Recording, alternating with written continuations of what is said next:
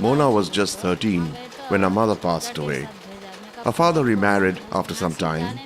The newly married wife, eager to get rid of the child, sold her to a contractor who apparently got jobs for youngsters as domestic help. Mona did not know where she was going or what work she would do. Even before she realized it, she was trapped into sexual exploitation in a faraway town. This is not a sensational and rare case study. Mona is one of the millions of women and children who are trafficked and exploited every year. They are victims of physical assault, torture, rape, sexual abuse, starvation, burning with cigarette butts, isolation in dark rooms, mental torture, abortions, and even HIV/AIDS.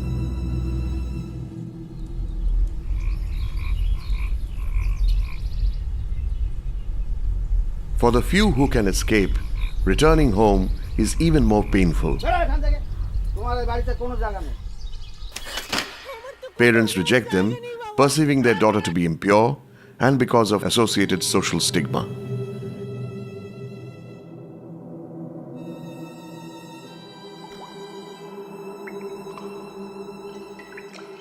The rescued survivors are sent to remand homes.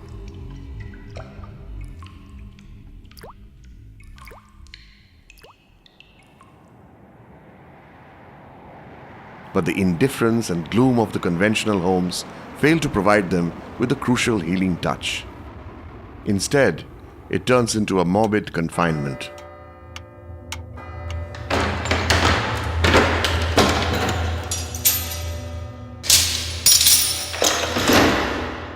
When you think of anti-human trafficking, it has got prevention plus prosecution of offenders plus protection of the victims, means rehabilitation.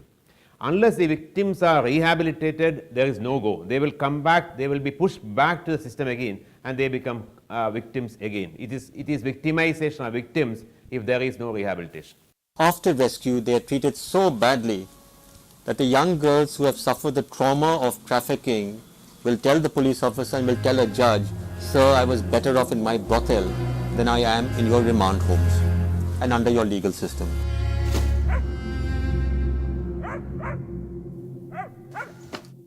Let's suppose a different kind of situation where a girl is rescued, she's treated with dignity and love, she's kept in a place which is comfortable, she's given good food, counseling, medicines, leisure, recreation, and she can see when she's given alternatives for work, right? She can see a new life ahead of her, a different life. The location of the shelter had been a very conscious choice of taking in a rural setting with a sprawling premises, a non-institutional approach, with no high walls, of course without compromising on the security of the girls, so that they could relate to their backgrounds and they could feel comfortable because their experiences had been very bitter in caged environments.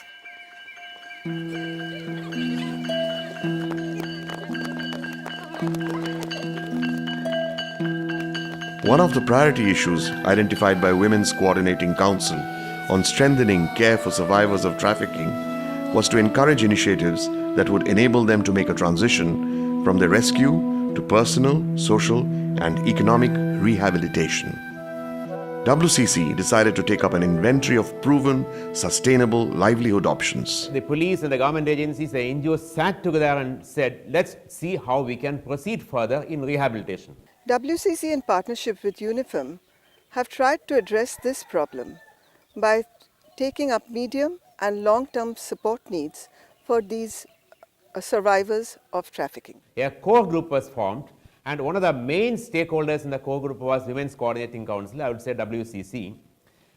They took upon a role of rehabilitating the persons right from the day one, immediately after rescue.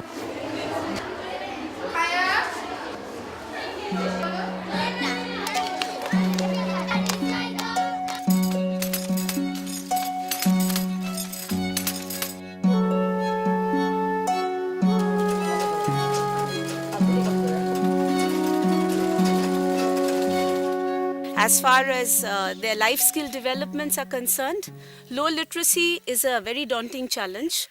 But once again, we try to be innovative in finding out avenues where we could absorb them, and we allow them to have a choice as to what they want to do. What we have tried to do is we have tried to give these girls a space where they can forget their past. We have tried to give them the dignity, and we have tried to return their innocence and their sense of self-respect.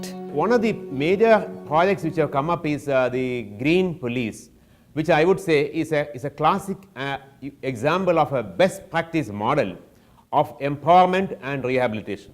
A large number of NGOs are working in this field for rehabilitation. They're training the recovered victim girls, and they're trying to rehabilitate them back to the society. Many of them are doing very good work, I know at least.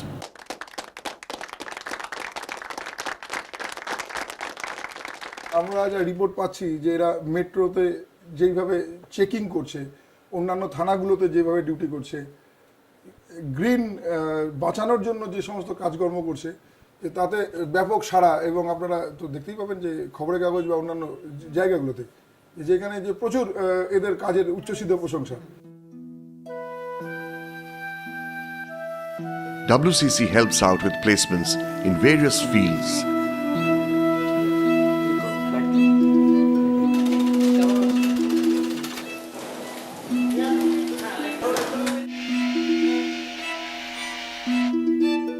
Arranging suitable accommodation once they are economically self-sufficient.